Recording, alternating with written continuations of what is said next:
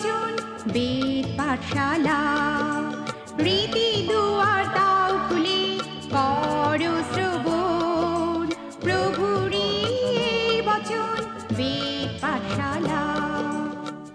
বেদ পাঠশালা অনুষ্ঠানের সকল শ্রোতাবন্ধুকে জানায় প্রীতি ও শুভেচ্ছা। এই অনুষ্ঠানের মাধ্যমে আপনি জানতে পারবেন কিভাবে আরও ঈশ্বরের নিকটবর্তী হওয়া যায়। তাহলে শুনুন আজকের অনুষ্ঠান বেদ পাঠশালা।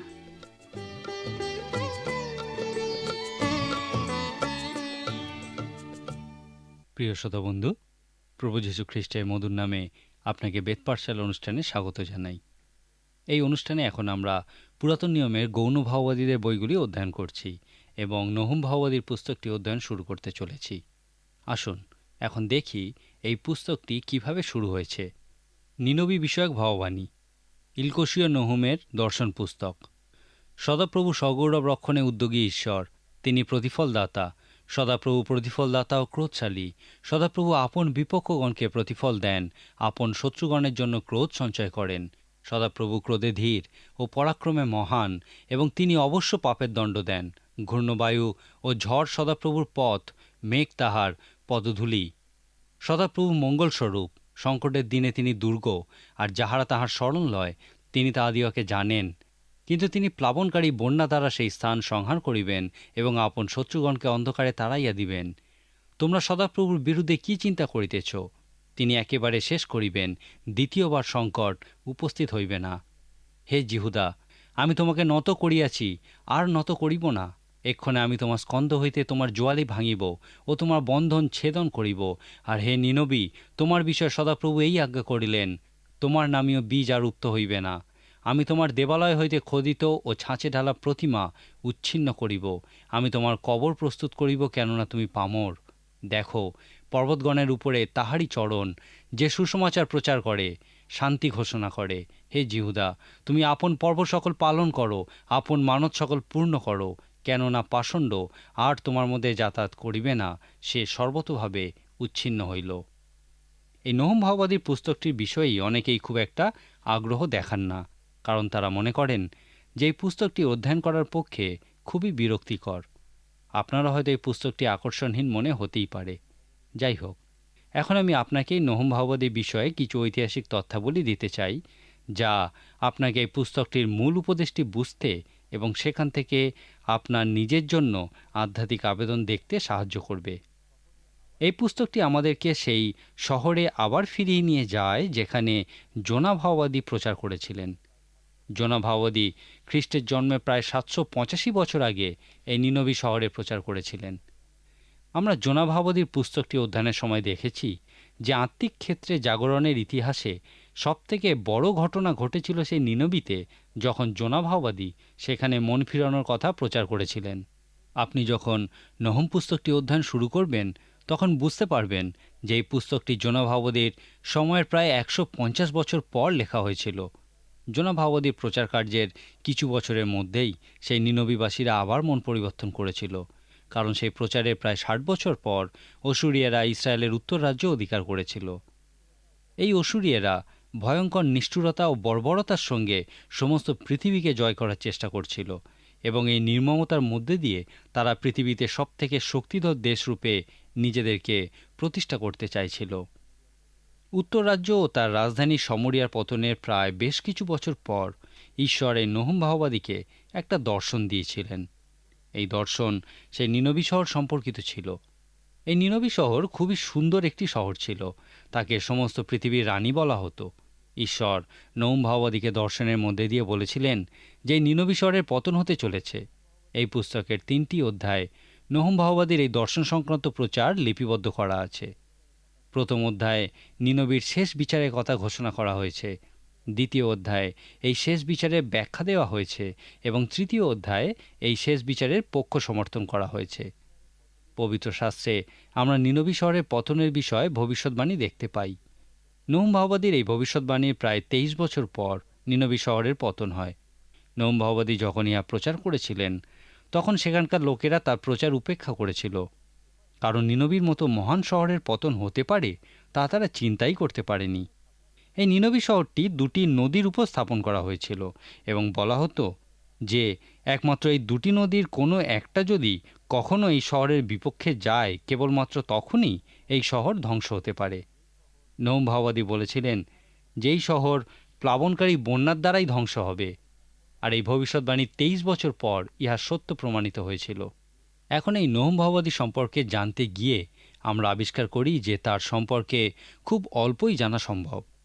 তার সময়কাল আমরা কিছুটা আন্দাজ করতে পারি, কারণ তিনি নোয়ামনের ধ্বংসের কথা উল্লেখ করেছিলেন, যা আজকের দিনে থেবস বলা হয়, আর ইহা খ্রিস্টের জন্মের প্রায় 663 বছর আগে ঘটেছিল।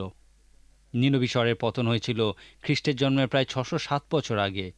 বিভিন্ন পণ্ডিত ব্যক্তি বলেন যে নহুম ভাওবাদী এই দুইটি ঘটনার মধ্যবর্তী সময়ে তার সেবা কাজ করেছিলেন, অর্থাৎ তিনি যিশায় ভাওবাদীর সমসাময়িক ছিলেন।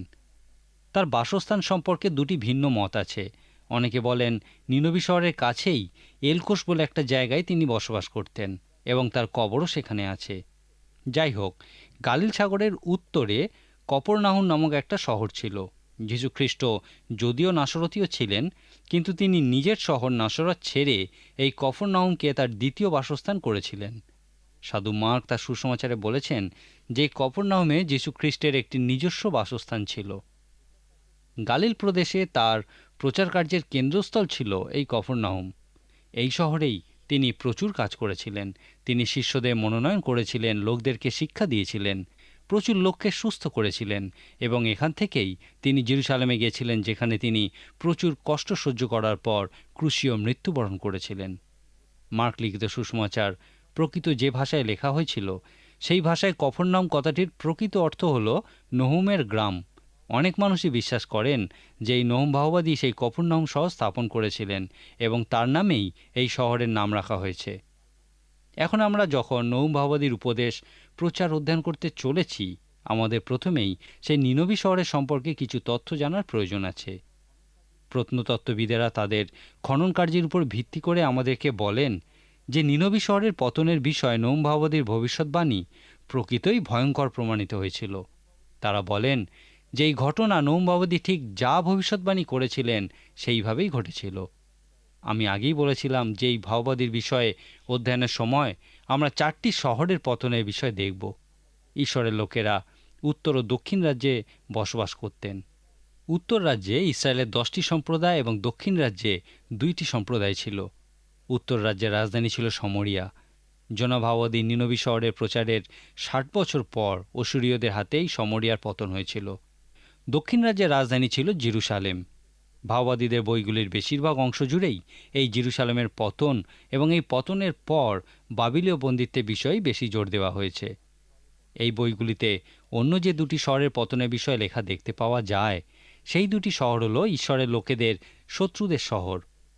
বাবিল দেশের রাজধানীর নামও ছিল বাবিল। এই বাবিল শহরের পতনের সেই মাদীয় পারস্য সাম্রাজ্যের কাছে ঘটেছিল। দানিয়েল ভাওবাদীর পুস্তকে আমরা এই বাবিল শহরের পতনের বিষয় দেখেছি। যাই হোক, অসুরীয়রা ছিল উত্তর ও দক্ষিণ রাজ্যের সবথেকে ভয়ঙ্কর শত্রু। আপনার নিশ্চয়ই মনে আছে যে অসুরীয়রা উত্তর রাজ্যকে জয় করার পর দক্ষিণ রাজ্যের দিকে ঘুরেছিল এবং জিহুদা পর্যন্ত এসেছিল। তারা সেই 46টি দেওয়াল দিয়ে ঘেরা শহর দখল করেছিল এবং প্রায় 2 লক্ষ লোককে বন্দী করে নিয়ে গেছিল এবং জেরুজালেমের দরজা পর্যন্ত উপস্থিত হয়েছিল। সেই সময় যিশয় ভাওবাদী একজন ভাওবাদী রূপে খুবই উজ্জ্বল হয়ে উঠেছিলেন। যিশয় ভাওবাদীর অলৌকিক প্রচার কার্যের কারণে সেই অসুরীয়রা জেরুজালেমের দরজা থেকেই ফিরে গেছিল। যিশয় পুস্তকটি অধ্যয়নের সময় আমি বলেছিলাম যে এই সময় যদি যিশয় ভাওবাদী না থাকতেন, তাহলে হয়তো উত্তর ও দক্ষিণ রাজ্য 2টি অসুরীয়দের হাতে ধ্বংস হতো। এখন সেই অসুরীয়দের রাজধানী নিনবী শহরের পতন খুবই উল্লেখযোগ্য একটি ঘটনা, কারণ ইহা ছিল তাদের সবথেকে ভয়ঙ্কর শত্রুর রাজধানী। নহুম শব্দটির প্রকৃত অর্থ হল সান্ত্বনায় পূর্ণ। নহুম ভাওবাদীর প্রচারকেও বলা যায় সান্ত্বনার উপদেশ। এখন প্রশ্ন হল, এই রকম একটা ভয়ঙ্কর শেষ বিচার সংক্রান্ত প্রচারকে কিভাবে সান্ত্বনার উপদেশ বলা যায়? এই বিষয়ে একটি চিন্তা করুন। মনে করুন আপনি একজন জিহুদি এবং হিটলার যখন ইউরোপ জয়ে মত্ত, সেই সময় আপনি সেখানে কোনো একটি শহরে আছেন এবং সর্বদা মনে করছেন যে কোনো সময় হিটলারের সৈন্যবাহিনী আপনার শহর দখল করবে এবং আপনাকে কোনো মৃত্যু শিবিরে পাঠিয়ে দেবে, যেখানে আপনাকে নৃশংসভাবে হত্যা করা হবে। এই সময় যদি আপনি শুনতে পান যে জার্মানের তৎকালীন রাজধানী বার্লিন শহর ধ্বংস হয়েছে, তখন একজন জিহুদি রূপে আপনি কি খুশি হবেন না? এই অর্থেই সেই দক্ষিণ রাজ্যের লোকেদের কাছে নিনবী শহরের পতন একটা খুশির খবর স্বরূপ ছিল। তাদেরকে এই সংবাদ সান্ত্বনা দান করেছিল। নৌম ভাওবাদী যখন এই প্রচার করছিলেন, তখন নিনবী শহর ধ্বংস হওয়ার কোনো চিহ্নই ছিল না। সুতরাং সেই জিহুদিদেরকে এই সংবাদ বিশ্বাস করতে হয়েছিল। এই সংবাদ তারা প্রকৃতপক্ষেই বিশ্বাস করতে চেয়েছিল। নৌম ভাওবাদী তাদেরকে বলেছিলেন, অসুরীয়দেরকে আর ভয় পাওয়ার কোনো প্রয়োজন নেই। তারা আর কোনোদিনই জেরুসালেমের দিকে আসতে পারবে না। তাদের শেষ বিচার আসন্ন, নিনবী শহরের পতন হতে চলেছে। নৌম ভাওবাদী তার পুস্তকের 2 অধ্যায় নিনবী পতনের বিবরণ দিয়েছেন। যখন আপনি এই 2 অধ্যায়টি পড়বেন, তখন সেই ধ্বংসের একটা চিত্র আপনি সেখানে দেখতে পাবেন। নৌম ভাওবাদী শত্রু সৈন্যদের পোশাকের রং এবং তাদের ঢালে যে সূর্যের আলো প্রতিফলিত হচ্ছিল সেই বিষয়ে ব্যাখ্যা করেছেন। তিনি এত স্পষ্টভাবে এই বিবরণ দিয়েছেন যে আপনি সেই যুদ্ধের শব্দ শুনতে পাবেন। তিনি তার এই প্রচারের মধ্যে দিয়ে জিহুদার মানুষদের কাছে প্রকৃতই সান্ত্বনা স্বরূপ হয়েছিলেন। আজকের মতো আমাকে এখানেই থামতে হবে, কিন্তু অনুষ্ঠান শেষ করার আগে আসুন আমরা দেখি এই ভবিষ্যৎবাণী থেকে আধ্যাত্মিক আবেদন রূপে আমরা কি দেখতে পাই। আমি এখানে 2টি বিষয়ের কথা বলবো। প্রথমত, আমরা ঈশ্বরের বাক্যে বিশ্বাস করতে পারি। এই ভাববাণী আবার প্রমাণ করে যে ঈশ্বরের বাক্য বিশ্বাসযোগ্য, কারণ ইহা সত্য। অতএব ঈশ্বর প্রতিজ্ঞা করেছেন যে আমরা যখন আমাদের পাপ স্বীকার করি, তখন তিনি আমাদের সমস্ত পাপ থেকে সূচি করবেন, আমাদের অপরাধ মার্জনা করবেন। আর অসুরীয়রা যখন পাপ স্বীকার করেছিল, তিনি তাদের ক্ষমা করেছিলেন। কিন্তু যখনই আবার তারা পাপের পথে গেছিল, নৌম ভাওবাদী তাদের বিচারের সময় ভবিষ্যৎবাণী করেছিলেন। দ্বিতীয়টি হল, বাইবেল বলে পাপের বেতন মৃত্যু। যদি আপনি পাপে জীবিত থাকেন, তাহলে ভাববেন না যে ঈশ্বর দেখছেন না বা তিনি গুরুত্ব দিচ্ছেন না। পাপের বেতন মৃত্যু, এই বিষয়টাই আমরা নৌম ভাওবাদীর ভবিষ্যৎবাণীতে দেখতে পাই। কিন্তু নতুন নিয়মে রোমীয় পুস্তকের 6 অধ্যায় 23 পদে লেখা আছে, পাপের বেতন মৃত্যু, কিন্তু ঈশ্বরের অনুগ্রহ দান আমাদের প্রভু যীশু খ্রিস্টেতে অনন্ত জীবন। আপনি কি যীশু খ্রিস্টের মধ্যে দিয়ে এই অনন্ত জীবন লাভ করেছেন? তিনি আপনার পাপের জন্য এই মূল্য দিয়েছেন যেন আপনি তাঁর এই উপহার গ্রহণ করতে পারেন। এই অনুষ্ঠানে এখন আমরা নহুম ভাওবাদীর পুস্তক অধ্যয়ন করছি। ইয়ার প্রথম অধ্যায়ে নিনবীর উপর শেষ বিচারের ঘোষণা দেখতে পাই। দ্বিতীয় অধ্যায়ে এই বিচারের বিবরণ দেখতে পাই এবং তৃতীয় অধ্যায়ে এই বিচারের পক্ষে সমর্থন দেখতে পাই। এই পুস্তকের প্রথম অধ্যায়ে যখন আপনি শুনবেন যে নিনবী শহরের পতন হতে চলেছে, তখন প্রথমেই আপনার নিনবী শহরটা সম্পর্কে জানতে ইচ্ছা করবে। দানিয়েল ভাওবাদীর পুস্তকটি অধ্যয়নের সময় আমি আপনাকে বাবিল শহরের একটা বিবরণ দিয়েছিলাম, যেখানে দানিয়েল ভাওবাদী তার প্রচার কাজ করেছিলেন। এখন আসুন দেখি এই নিনবী শহর সম্পর্কে পণ্ডিত ব্যক্তিরা কি বিবরণ দেন এবং ইহা এই পুস্তকের মূল বক্তব্য বুঝতে আমাদের প্রকৃতই সাহায্য করবে। তারা বলেন, নহুম ভাওবাদীর সময় নিনবী শহরকে সমস্ত পৃথিবীর রানী শহর বলা হতো। তাদের ক্ষমতা এবং বর্বরতার চিন্তার অতীত ছিল। যুদ্ধে তারা অপ্রতিরোধ্য ছিল। পৃথিবীর সমস্ত প্রান্ত থেকে সম্পদ সংগ্রহ করে এখানে আনা হতো। নহুম ভাওবাদী এই শহরকে গর্জনকারী সিংহের সঙ্গে তুলনা করেছেন, যাকে অন্যান্য জাতির রক্ত পান করানো হতো। সমস্ত নিনবী শহরটা 30 মাইল লম্বা এবং 10 মাইল চওড়া ছিল। 5টি দেওয়াল দিয়ে সমস্ত শহরটাকে সুরক্ষিত করা হয়েছিল। এই দেওয়ালগুলি সমস্ত বন্দীদেরকে দিয়ে জোর করে তৈরি করানো হয়েছিল। এই শহরের লোকসংখ্যা 10 থেকে 20 লক্ষের মধ্যে ছিল। প্রকৃত নিনবী শহরটা 5 কিলোমিটার লম্বা, 2 কিলোমিটার চওড়া এবং 36 মিটার উঁচু প্রাচীর দিয়ে ঘেরা ছিল। এবং এই প্রাচীরটার উপর দিয়ে একসঙ্গে 4টি ঘোড়ায় টানা রথ পাশাপাশি যেতে পারত। এই রকম একটি শহরের পতনের কথাই নহুম ভাওবাদী প্রচার করেছিলেন। এই নিনবী শহরের পতন জিহুদার দক্ষিণ রাজ্যের লোকেদের কাছে প্রকৃতই সুসংবাদ স্বরূপ ছিল। নহুম ভাওবাদী তাদেরকে বলেছিলেন যে অসুরীয়দেরকে আর ভয় করার প্রয়োজন নেই। তার এই ভবিষ্যৎবাণীর জন্যে জিহুদার লোকেরা অসুরীয় ভীতি থেকে মুক্ত হতে পেরেছিল। অসুরীয় রাজার উদ্দেশ্যেও নহুম ভাওবাদী প্রচার করেছিলেন। তিনি তাদের উদ্দেশ্যে বলেছিলেন, ঈশ্বর তোমাদের সমস্ত মন্দ কার্যকলাপের সমাপ্তি ঘোষণা করেছেন, কারণ তোমরা পাপে সম্পূর্ণ ডুবে আছো। নহূম ভাওবাদী পুস্তকের 3 অধ্যায়ে যখন নিনবীর উপরে শেষ বিচারের পক্ষ সমর্থন করেছেন, তিনি কারণস্বরূপ অনেক কিছু বলেছেন। এই নিনবীবাসীদের নিষ্ঠুরতা, বর্বরতা প্রকৃতই অবর্ণনীয় ছিল। প্রত্নতত্ত্ববিদেরাও এই বিষয়টি সমর্থন করেছেন। ঈশ্বর যখন সেই কনান দেশে যে সমস্ত জাতি বাস করত তাদেরকে সম্পূর্ণ ধ্বংসের আদেশ দিয়েছিলেন, তার কারণ ছিল তারা পাপে সম্পূর্ণ নিমজ্জিত হয়েছিল। তাদের পাপের ঘড়া পরিপূর্ণ হয়েছিল এবং ঈশ্বর তাদেরকে আর সহ্য করতে পারছিলেন না। সেই জন্য তিনি তাদের সমূলে বিনষ্ট করার আদেশ দিয়েছিলেন। অসুরীয়দের ক্ষেত্রেও এই একই কথা প্রযোজ্য। একজন বিখ্যাত পণ্ডিত ব্যক্তি অসুরীয়দের নৃশংসতার বিবরণ দিয়ে বলেছেন, অসুরীয়দের নীতি ছিল তারা বিজিত লোকদের নিজেদের দেশে বন্দি করে নিয়ে যেত এবং তাদের মন থেকে জাতীয়তাবাদ সম্পূর্ণ ধ্বংস করার চেষ্টা করত। তারা যুদ্ধে পারদর্শী ছিল এবং যে সমস্ত দেশ তারা জয় করত তাদের সর্বস্ব লুণ্ঠন করত। তাদের রাজধানী এই অন্যদের থেকে লুট করা সম্পত্তিতেই গড়ে উঠেছিল। তারা প্রচণ্ড নৃশংস ছিল। তারা বন্দীদের জীবিত অবস্থাতেই তাদের গায়ের চামড়া তুলে নিত, হাত, পা, কান, নাক কেটে নিত, চোখ তুলে নিত। তারা মানুষের মাথার খুলি জমিয়ে স্তূপাকার করত। এই সমস্ত কিছুই তারা বন্দীদের ভয় দেখানোর জন্য করত। তারা প্রকৃতই বর্বর নৃশংস প্রকৃতির ছিল।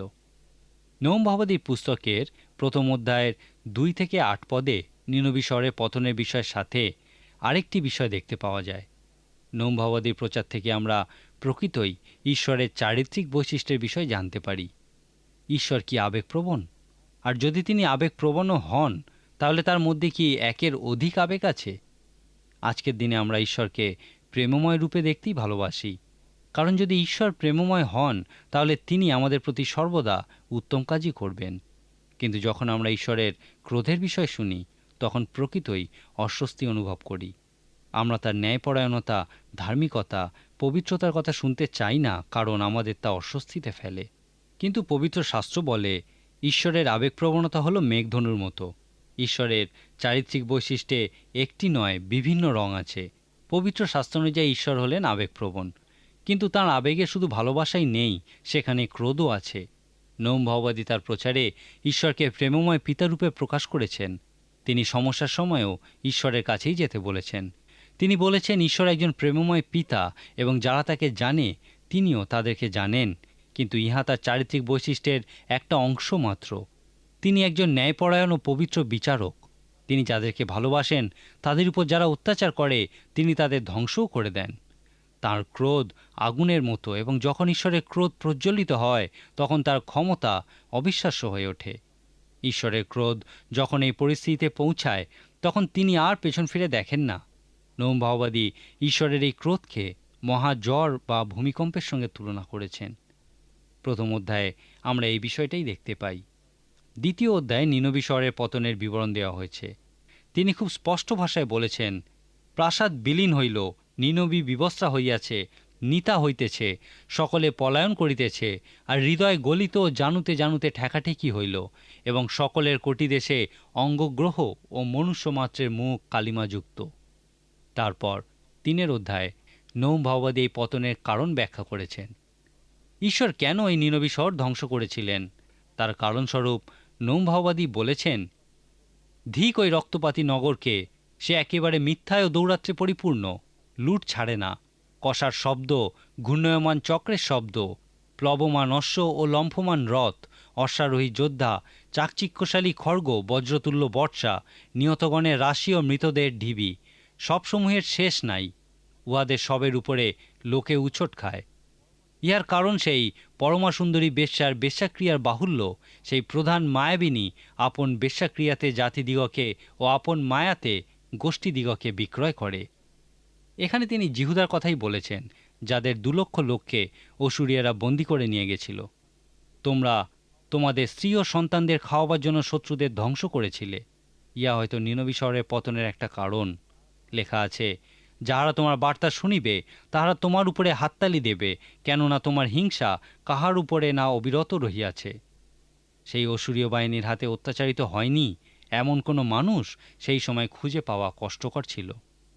নিনবী শহরের পতন সংক্রান্ত এই ঘোষণা, ব্যাখ্যা এবং কারণ দর্শানোর মধ্যে দিয়ে আমরা কি কোনো ব্যক্তিগত আধ্যাত্মিক আবেদন দেখতে পাই? এই ভবিষ্যৎবাণী আমাদেরকে কি কিছু বলে? আমার মনে হয় ইহা বলে।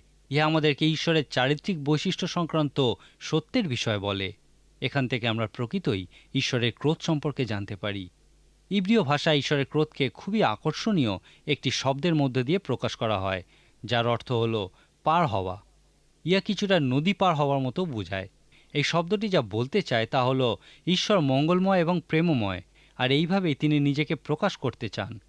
যাই হোক, সেই অসুরীয়দের পাপ, অন্যায়, অত্যাচার, নৃশংসতা পবিত্র ন্যায়পরায়ণ ঈশ্বর ততক্ষণ পর্যন্ত সহ্য করতে পারেন যতক্ষণ না তিনি একজন প্রেমময় পিতার চরিত্র থেকে পার হয়ে এসে একজন ন্যায়পরায়ণ বিচারকে পরিণত হন। আর যখন তিনি ইহা করেন, তখন তার এই পার হওয়ার ঘটনা তিনি ক্রোধের মধ্যে দিয়ে প্রকাশ করেন। ঈশ্বর একবার যখন তার প্রেমময় চরিত্র পার হয়ে আসেন, তারপর যতক্ষণ না তিনি তাদেরকে সম্পূর্ণ ধ্বংস করে দিচ্ছেন ততক্ষণ পর্যন্ত শান্ত হন না। এই বিষয়টিকে এইভাবে লক্ষ্য করুন। ঈশ্বর তাঁর লোকেদেরকে ভালোবাসেন। তাকে যারা জানে তিনি তাদেরকে ভালোবাসেন। তার মনোনীতদেরকে তিনি ভালোবাসেন। কিন্তু যখন কেউ তার ভালোবাসার বিষয়কে ধ্বংস করতে চায়, তখন তিনি তার প্রেমময় পিতার রূপ পার হয়ে অবিরত তার ক্রোধ প্রকাশ করতে থাকেন।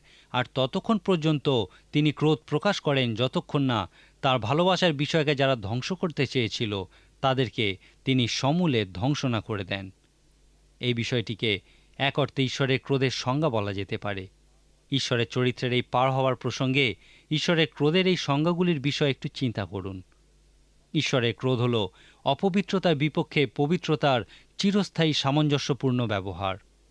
ঈশ্বরের ক্রোধ হল একজন প্রেমময় পিতার চিরস্থায়ী সামঞ্জস্যপূর্ণ ব্যবহার, যা তার ভালোবাসার পাত্রের ধ্বংসকারীদের সঙ্গে তিনি করে থাকেন। ঈশ্বরের ক্রোধ হল অপবিত্রতার প্রতি সম্পূর্ণ পবিত্রতার সমূলে ধ্বংসকারী প্রতিক্রিয়া, এবং ঈশ্বরের ক্রোধ হল একজন প্রেমময় ঈশ্বরের সমূলে বিনষ্টকারী প্রতিক্রিয়া, যা তিনি তাঁর ভালোবাসার পাত্রের প্রতি যারা ধ্বংসকারী মনোভাব দেখায় তাদের প্রতি প্রকাশ করে থাকেন। একজন পিতার একমাত্র সন্তানকে, যাকে তিনি খুবই ভালোবাসতেন, তাকে একজন হত্যা করেছিল। যদিও সেই পিতা শারীরিকভাবে খুবই দুর্বল ছিলেন, কিন্তু যখন সেই হত্যাকারীকে তার সামনে আনা হয়েছিল, তিনি এতটাই ক্ষিপ্ত হয়ে উঠেছিলেন যে তাকে সামলানোর জন্য 10 জন শক্তসমর্থ লোকের প্রয়োজন হয়েছিল। হিটলারের নাৎসি বাহিনী যখন একের পর এক দেশের উপর অত্যাচার করছিল, তাদের ভালোবাসার বিষয়গুলিকে ধ্বংস করছিল, তখন মিত্রশক্তির উদ্ভব হয়েছিল। আর যদি এই মিত্রশক্তির উদ্ভব না হতো, তাহলে আজকের দিনে পৃথিবীতে আর একটাও জিহুদি জীবিত থাকতো না। অসুরীয় ও বাবিলীয় বন্দিত্বেও এই একই ঘটনা ঘটেছিল। তারা ঈশ্বরের ভালোবাসার পাত্র তার মনোনীত সেই জিহুদা জাতির উপর অত্যাচার করেছিল। সেই নাৎসি বাহিনীর ক্ষেত্রেও ঈশ্বর তার প্রেমময় চরিত্র পার হয়ে তার ক্রোধ প্রকাশ করেছিলেন, এবং সেই বাহিনীর সমূলে ধ্বংস হয়েছিল। এদের ক্ষেত্রেও ঈশ্বর তাদের সমূলে বিনষ্ট করা পর্যন্ত তার ক্রোধের প্রকাশ করেছেন। নৌম ভাওবাদীর পুস্তক আমাদের কাছে এইভাবেই ঈশ্বরের চারিত্রিক বৈশিষ্ট্যের কথা বলে। ঈশ্বর প্রকৃতই প্রেমময়, কিন্তু যখন অধার্মিকতা, অন্যায়, পাপের ঘোড়া পূর্ণ হয়, তখন তিনি তার চরিত্রের অন্যদিকে পার হয়ে আসেন এবং তার ক্রোধ প্রকাশ করেন। নৌমের পুস্তক আমাদেরকে বলে যে ঈশ্বরের ক্রোধ কতটা ভয়ঙ্কর, বিনাশকারী হতে পারে। ইহা দেখায় যে ঈশ্বরের ভালোবাসার পাত্রের যারা ধ্বংস চিন্তা করে তাদের প্রতি ঈশ্বরের ক্রোধ কতটা ভয়ঙ্কর হতে পারে। নৌম ভাওবাদীর ভবিষ্যৎবাণীতে এই বিষয়টার উপরেই জোর দেওয়া হয়েছে। নৌম ভাওবাদীর সময় নিনবী শহর ছিল পৃথিবীর মধ্যে সবথেকে ক্ষমতাশালী শহরগুলির অন্যতম। অসুরিয়ারা সেই ইসরায়েলীদের উপর অত্যাচার করে প্রকৃতই ভুল করেছিল। এই শহরটা নৌম ভাওবাদী ঠিক যেমন ভবিষ্যৎবাণী করেছিলেন সেইভাবেই সম্পূর্ণরূপে ধ্বংস হয়েছিল। তাদের নৃশংসতা, বর্বরতা এবং অহংকার তাদের উপর ঈশ্বরের ক্রোধ নামিয়ে এনেছিল। প্রিয় শ্রোতা, ঈশ্বরের বাক্য সর্বদা সত্য। আপনিও ঈশ্বরের ভালোবাসা বা ঈশ্বরের ক্রোধের অভিজ্ঞতা লাভ করতে পারেন। তার বাক্য আমাদের বলে যে ঈশ্বর প্রেমময়, এবং তার ইচ্ছা এই যেন প্রত্যেকে তার কাছে আসে এবং তার ভালোবাসার অভিজ্ঞতা লাভ করে। কিন্তু যারা তার উপহার প্রত্যাখ্যান করে তারা বিচারিত হবে। লেখা আছে, যে তাহাতে বিশ্বাস করে তাহার বিচার করা যায় না, যে বিশ্বাস না করে তাহার বিচার হইয়া গিয়াছে, যেহেতু সে ঈশ্বরের একজাত পুত্রের নামে বিশ্বাস করে নাই। আজকের মতো তাহলে এখানেই শেষ করি। আগামী দিন আমাদের সঙ্গে অবশ্যই উপস্থিত থাকুন। ঈশ্বর আপনার মঙ্গল করুন।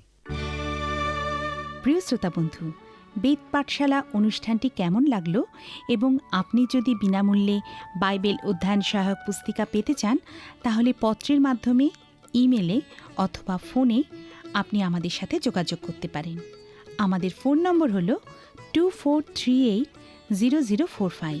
ইমেলের জন্য লিখুন bengalivp@radio882.com। শেষে জানাই আমাদের ঠিকানা বেদ পাঠশালা, পোস্ট বক্স নম্বর 16925, কলকাতা 700034। আমাদের আরেকটি ঠিকানা হল বেদ পাঠশালা, জিপিও বক্স নাম্বার 87, শিলিগুড়ি 1। তাহলে আবার দেখা হবে। নমস্কার।